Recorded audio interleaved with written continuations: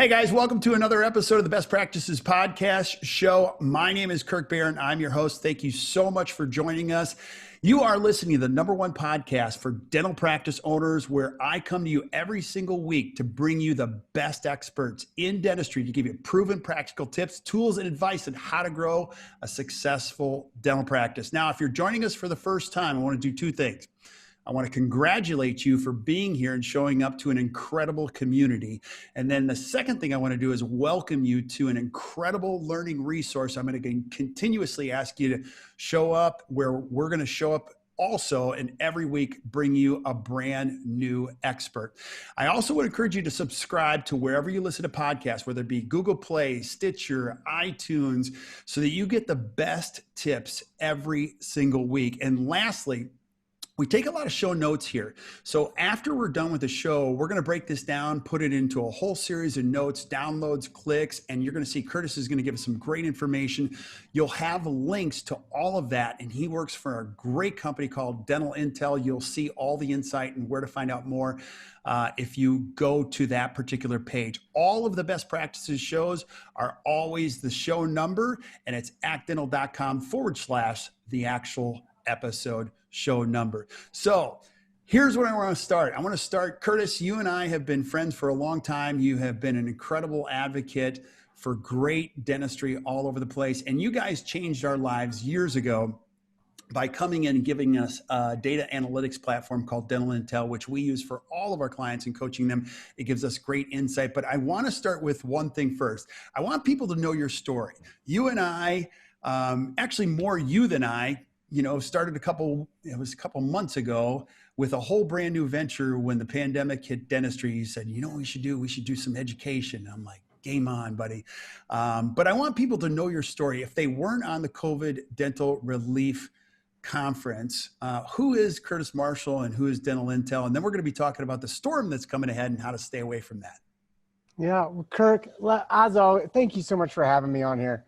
It's really cool to see you. The fact that I'm in Utah and that you're over in Wisconsin, it's really great that we can have this technology too, to be able to help the industry. And that's what I really like to say is, for myself, I graduated in communications. I wanted to get into marketing. I love working with people. And when I got married, I married into a dental family. And they recruited me to be a treatment coordinator / office manager / marketing person. I helped them all, do it all. We took the office from doing $1 million a year to doing over $7 million a year. And it was so fun. One thing that I really enjoyed was when I would go to Walmart or somewhere out this was pre-COVID obviously, but when I go somewhere, the patients that I would see would come and run and give me a hug. Like, there's so much that you do in dentistry to help the public and other people, right, that I wanted to really take that and move forward even more.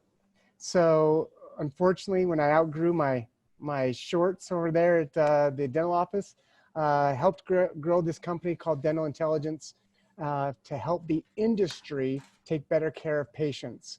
And that's why, Kirk, I think we get along so well, because the very first time I remember seeing you, your whole concept, your little videos that you used to make, was to help the patient, right? Is, hey, you need to know how to take care of the patients. If you take care of the patients right, take care of you, and then everything rolls around. And that's why we did the COVID. That's why we did the whole COVID experience webinar, is to help out the industry, not just ourselves or not just somebody else, but this industry is amazing. And I'm so glad and so grateful that I'm in it and that I get to know you in it as well. Yeah. So, well, you and I share the same sentiments. I mean, we walked into a very noble profession. This industry is awesome. If there's one thing you saw the best of people when the industry was under attack or we were fearful or uncertain. And it was just so cool. Education brought us together, kept us together, kept us going through it, kept our brains thinking the right thing. And, you and I are in a relentless pursuit forever, just to stay in the education space. And today is a great opportunity, if you're a dentist team member, to see how you can, avoid some of the pitfalls that are ahead. Because I want you to talk about this too. This topic is so important because when people came back from the pandemic and were allowed to go back to work, you were taking me back behind Dental Intel, showing us where some of the metrics that mattered the most. And we watched it. You watched it. We watched it with clients have some of their biggest months ever. But we also know there's a little bit of a false positive to that. Like people are producing twice as much as what they normally produce in some cases. But I think everybody gets a sense that that's not going to continue on forever all the time. Is that correct? Not at that rate, because one reason why we're seeing such high rate is because people are working more. They're working 4 or 5 days instead of 3 days. So we can't, that portion, no. But the productivity of how well you're actually producing, you're performing, absolute. We're seeing people accept more than ever. We're seeing really great things happening. And it's because we're looking at what matters most in the dental office. And what matters most is getting the patients to accept all of the treatment, right? I mean, really, if a doctor diagnoses me with 3 crowns and I accept 1, that's not great. I need to accept all 3 crowns to have a healthy mouth. And if COVID didn't teach us if it taught us nothing else other than we need to have a better immune system, it all starts where? Right here. Right there. It all starts right here. So, but you're absolutely right. It's not going to sustain, mainly because though of time being put into it. We can't sustain doing 5-6 days a week as a provider. I mean, every doctor is going to look like this.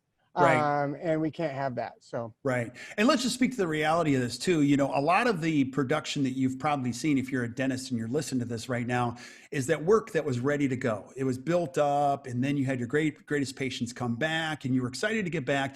And then also too, you know, there's not a lot of competition for discretionary dollars right now. A lot of you that are listening are still, you know, you don't have mortgage payments. I don't have any vacations booked yet. So like, you know, and I think the rest of the world is in that place. There will be a point where this all levels out, especially when the kids are able to go back to school, whenever that might be. But let's talk about the tidal wave or the storm ahead that some practices are seeing right now, because the truth of it is we had some downtime where we weren't working the schedule. So speak to it. What is it? What are we going to see? What's on the road ahead for a lot of dentists? Well, here's one thing that's interesting is that all production comes from somewhere, right? And this is really simple, but there's one thing that has to happen before production happens. We have to diagnose it. What are you saying? I know. And before that happens. But I want you to speak about typically how low diagnosis is in the country, because this is a challenge in itself. Right. And also remember, before diagnostic, they actually have to come into the office. So first we have to get them into the office, which is what we're really going to talk about here in 2 seconds. But you're right. Diagnostic is where all treatment comes from, and it's low. I mean, we're seeing in fact, let me give you the averages here. I just have it right here. So diagnostic percentage, we're seeing it close to, on average, 30% of exams get diagnosed with anything. Okay, now describe that. 30% of exams, patients that we're seeing today were diagnosed and something was entered into a treatment planner. Is that how you get that number? Correct. So if they already had something in the treatment planner and you re-diagnosed it, but you didn't update the treatment planner at all, it's not going to count that. I'm saying, they came into an office that you had 10 people come into the dental office for an exam. Okay. 3 of them are getting something on there, even if the something was a one surface filling. Okay. I don't care what it is, or they get a whole cosmetic case. 30% of the 10 exams on average is getting diagnosed. Okay. And what is it? Should it be?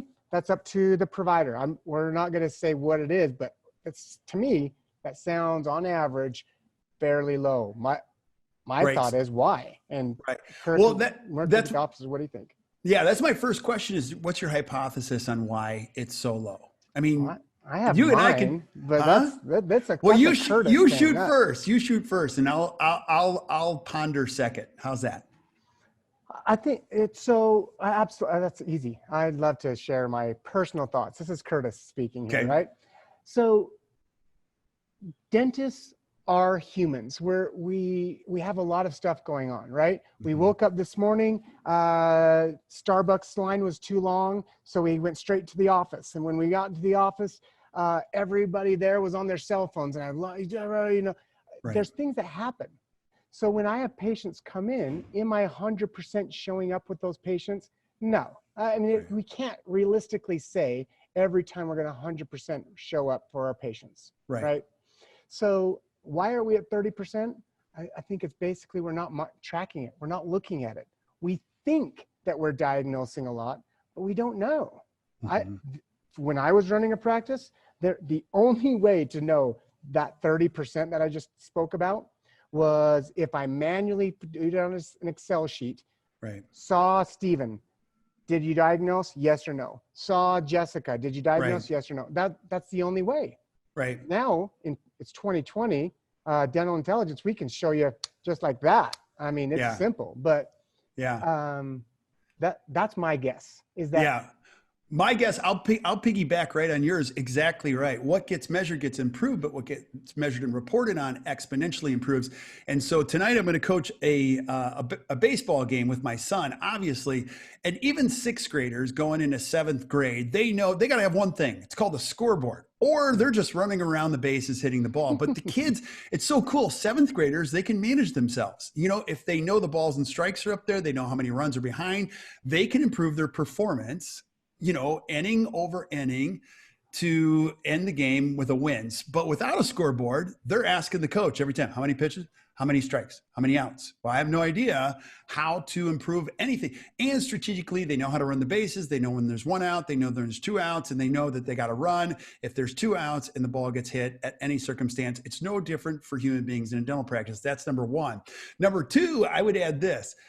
People that were going back to work were just so busy. I mean, they were running full speed. They were exhausted, doing, you know, a lot of new stuff on and new stuff off. So diagnosis naturally falls when you're too busy running from op to op to op. You're not future focused. And so I think it's really one of those important things, Curtis, is that as we get back, like start to get back to the things that matter. We watched a lot of people in the pandemic forget some of the easy things, like even when it came to financial arrangements, pit stops with patients, you know, so I'm right on. I'm tracking you, buddy. And so diagnosis is critically important.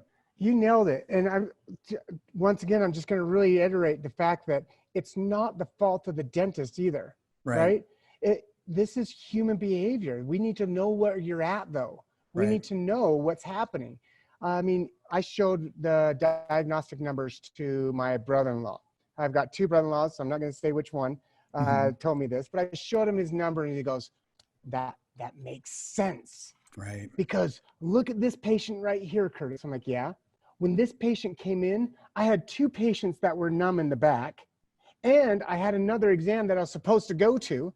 So when I saw this patient, I was like, I know you always come in the office, and you're a great patient. I sure, you know, you live close to me. There's something that I possibly should say. It's a surface 3, surface 5. Hygienist, this is a watch. Tooth number 3 is a watch. And he goes, I didn't diagnose it. And I consciously did it, but not realizing it at the same time. And it all goes back to human behavior. We need to know what you're diagnosing. And it's not to get more dollars. It's to take better care of the patients. That's the reason. Absolutely. And of course, they're going to start construction right outside my window as soon as we get into this interview, because they're building like crazy here. I'm like, we're in a pandemic, but still the economy is going strong. Now, I want you to talk about what's ahead. And if I'm a young dentist watching this, let's say I'm 32, Curtis, and I'm like, okay, I totally get it. You know, the first thing we're going to ask the 32-year-old dentist is just go ahead and look at the schedule in September and October and November. That's probably going to freak you out a little bit. But what are they going to see if they look ahead to the next couple months? Well, here's the big thing. In dental offices for the last 100 years, we haven't looked ahead, right? We open our doors and people come in, and as long as we have the next 2 weeks, 4 weeks scheduled, we're feeling pretty good, right? And there's never been a pandemic in the past, though, like this, except for 1918. But I mean, nothing for us, any of us to remember. but nothing like this where we're actually shut down. Nothing's going on for 2 to 3 months, for depending on where you live, right? Well, here's what happens. We have this really big thing that's going on, and there's going to be a consequence to it. Simple consequences, right? Right. If we look at that time frame and shrink it down to a week, right? We refer to that as taking a week off a vacation, right? When we take a week off a vacation in February, we're not going to see that big of a result, of a consequence, I should say, 6 months from now, from February. Right. But when we have a full 2 to 3 months off, the consequence or the results of that is what's happening in the future. We do not have patients on the schedule for hygiene. If we don't have patients coming in, we can't diagnose. If we can't diagnose, we can't do treatment. Right. So it all starts with getting those people, those butts in the chair, those visits coming in the office, whatever you want to call it. We're seeing like 20% of the schedules on average in October. In the month of October, 20% of the schedule is full, where typically it's 80, close to 70, 80%.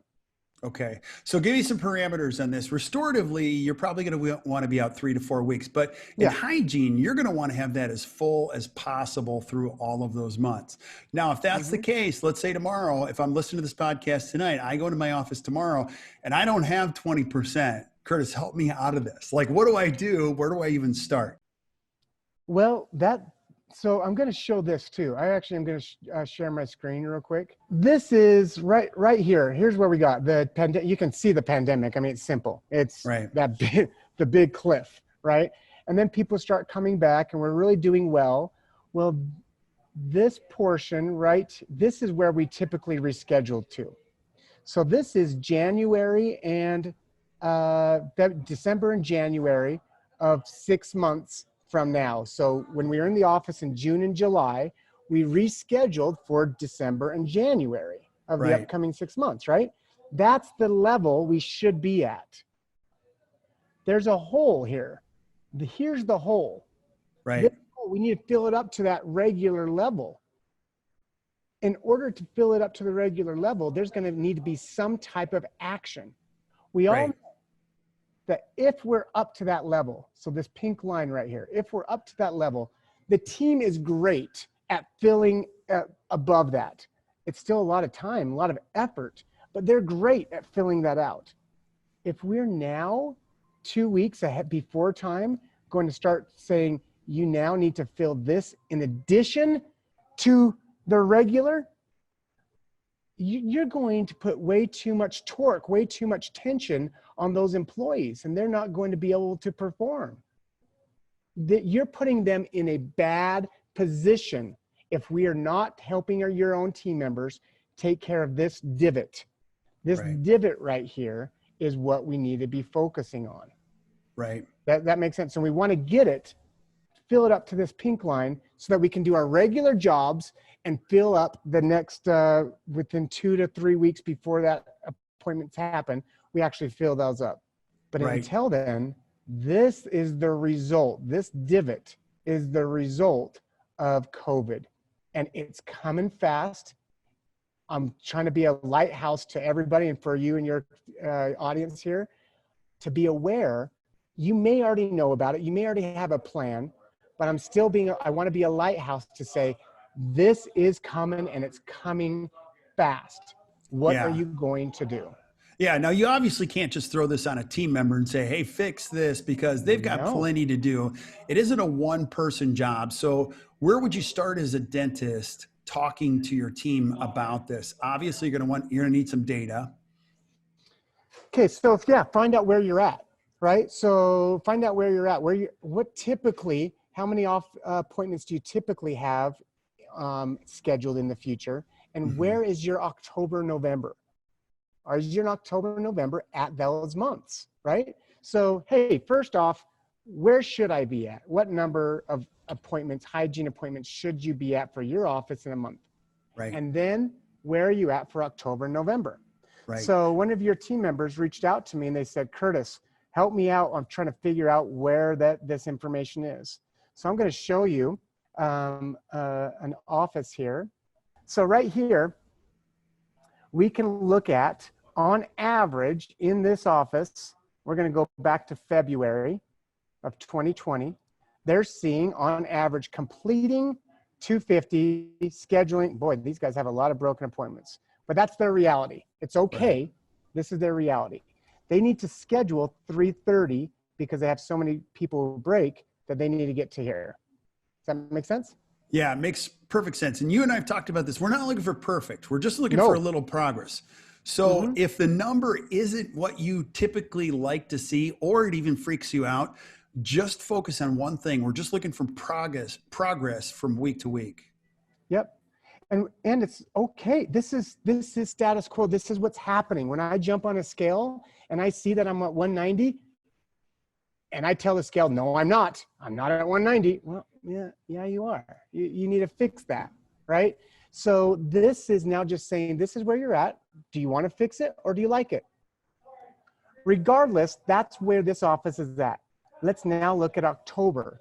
Remember, because of COVID, they were shut down. We want to see what their Yes, this is normal. This is common. Unfortunately, it's super sad. They need to be at 300 plus. Where are they at right now? Very low. You're looking 29. What if they realize this September, halfway through September, or even the beginning of September? It's too late. You don't have any countermeasures. You have no way. I mean, all you're in is in a panic mode and probably pretty upset too. If you keep your normal rate of what you typically do to fill up your schedule, you're going to get 20% because that's what you're used to. You're used to scheduling a large portion. In fact, let's look at December, because December is a result of what they did in June, right? Right. This is where they're typically at. They're typically at 155. That's even low. I think they were only half month of September. Right. January. This is a full month in, oh no, that's about right. So they typically schedule 100 to 150, it looks like. That's what they need to schedule to. So then they up it from in this office, they get a whole bunch more. But now if you're able to say your baseline is now 30, which that's where they're at here in October, your baseline is 30. Now you have a whole additional 70 that you need to get it up to. And this is going to be taxing and wearing on your team members.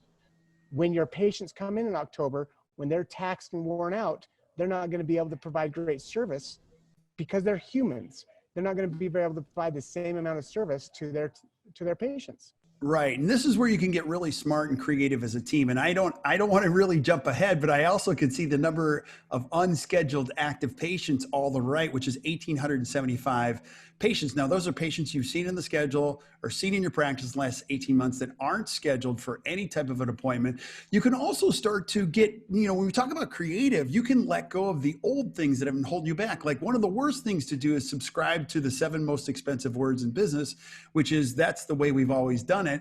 And now you're not booking patients to 6 months out. Some of these patients could be seen on tighter recare schedules. I mean, you could have some of these perio patients come back on tighter intervals. You have the time to be able to do it. But the important piece is you've got to know the data. And so, Curtis, are you recommending for a lot of the offices that use Dental Intel that they have a champion who's responsible for getting this number from 29 to where it needs to be or getting it up? So give me an idea how you would do this. Yeah, so once again, if you do have Dental Intel, find out how many scheduled appointments you should have in the future, and then go to October, November, find out by going to the performance board, changing the month, find out how many you have. So November, they look pretty good. But once again, October, this office, there needs to be an action to be done. First, find that out. If you don't have Dental Intel, feel free. If you reach out to my team, I'll give you this number at no charge. We won't even charge you. You just say, hey, I want to know how many hygiene visits I have scheduled, what's my average and what I have in October. I'll give it to you. We'll do a quick sync and we'll give it to you. Or do it manually. I don't care. Find out where you're at. That's the first. Second is, and this is what you always speak on, as far as once you know what to do, what's your action? What is your, or even options? So what would you say, Kirk, if in order to right now to help fill my October schedule, what are some options that we could do? Yeah, number one is, again, if you're listening to this, we can certainly find out the number. Curtis will help you with the number. But then you got to come up with a plan. And that's where we'll all work together and help you with the plan, even if it's a 3-step plan. But number one is start asking some good questions. Why is it like that? And look for the opportunities. Unscheduled active patients are a huge one. You also have a lot of people that have gone in to see the doctor, but weren't tethered to the practice in a hygiene appointment. You've got perio patients that we could possibly see back on a tighter recall. Here's another one. Like, I've got hours of this stuff if you ask me nothing. One of our top producing practices, they were extremely diligent about tracking every patient that came out of the schedule. So if they took a patient out of the schedule during the pandemic, they put it on a sheet, and they have a whole committee and a champion who's responsible for taking those that were taken out and putting them back in the schedule and reaching out to patients. So there's a whole bunch of things you can do. The worst thing to do is to do nothing and not know this number, because the storm will come, but you can certainly navigate through this. We've had people that are projecting right now, this is the first week of August, that they're actually going to end up with a higher projected production number than they were prior to the pandemic for 2020, because they're so cognizant of the numbers. Now, it's not always about the numbers, but you do need to know your numbers, and not knowing your numbers has circumstance. Kirk, you're absolutely right. And by the way, if you want, that really proactive office that you talked about, right? If you want to know who those patients are, that we call them abandoned patients, COVID abandoned patient appointments, this too, I'll give you guys a note. Once again, I'll download this and give it to anybody they want. If you have dental intel, just click on this right here, popular searches, and it shows you all the patients for that office. So this office only has 11, but it shows you exactly who they are. So that's awesome. I want to get, especially right now, we want people to know where they're at. Feel free. We'll love to give that to you. But something really interesting you said there is being better this year than we were last year. We've had multiple offices reach out to us, Kirk, because they're looking at this data. They've already, on August 1st, they were at the same amount or more production than they were August 1st of 2019, because they're paying attention and focusing to it. This issue, I want to fix it. They're now going to have a better 2020 will be their best year ever, even with taking off 2 months during COVID. Yeah, it's because they know where they're at. Yeah, and I'll say this in the nice way. I was listening to another podcast from one of my favorites this morning, and they used a different word, but we don't use that word around here.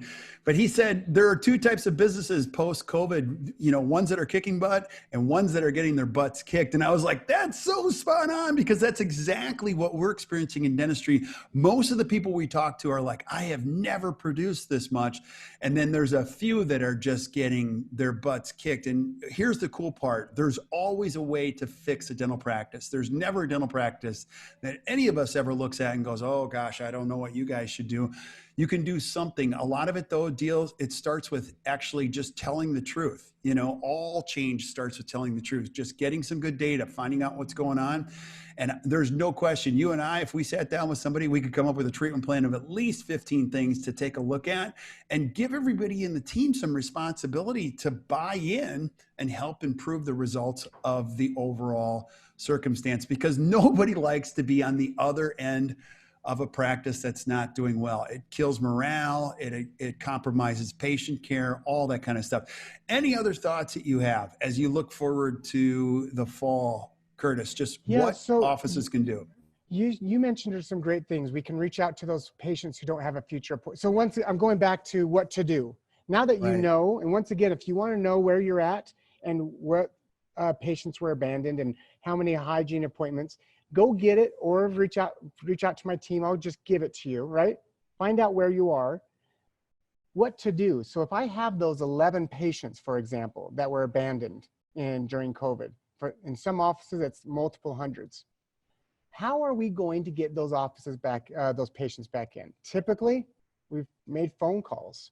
Right. Typically, we've done emails, reached out to them. It takes a lot of time.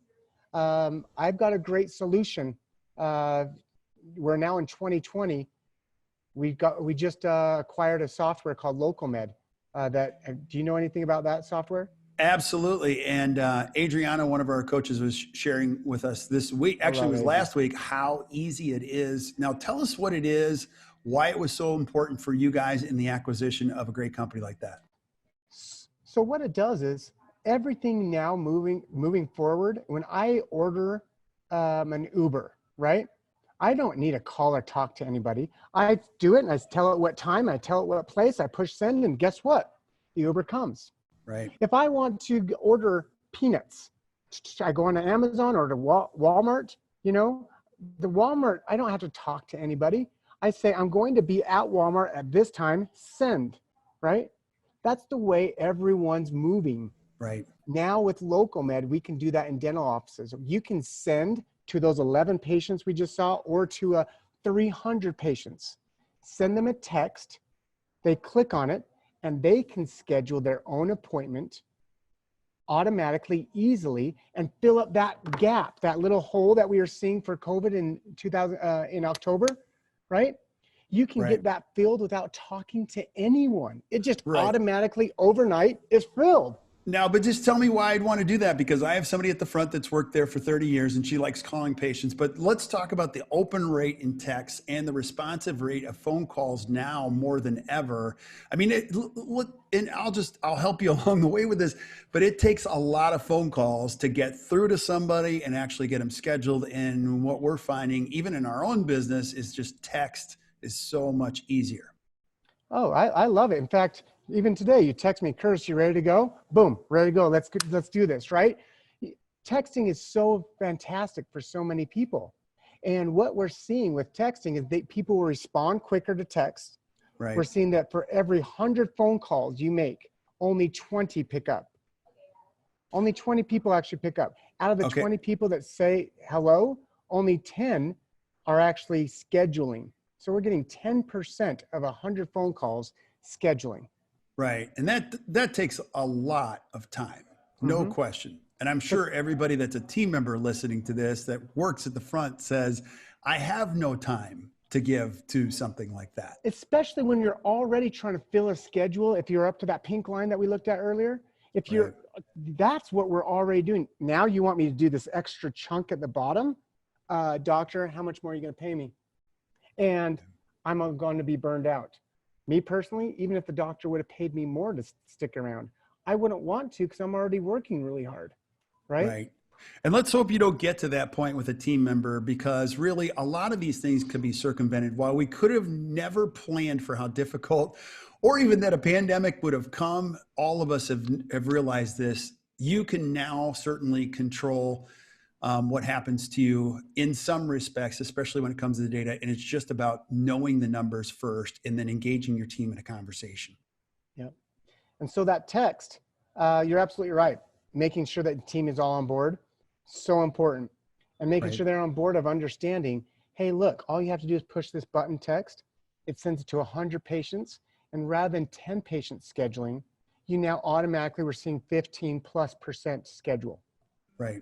Now, yeah, it's awesome. And then you also, because I was texting you earlier this week, as I often do when I'm like, I just need to get inside the brain of the data scientist here, is you shared with me one other really important metric that's critical in the restorative schedule, and it's same-day treatment acceptance. Now, can you talk about that? Because, while we might be all listening to this going, absolutely, talk about why that's so important right now when it comes to the restorative schedule, same-day treatment, and define it, because some people don't even define what same-day treatment acceptance is properly.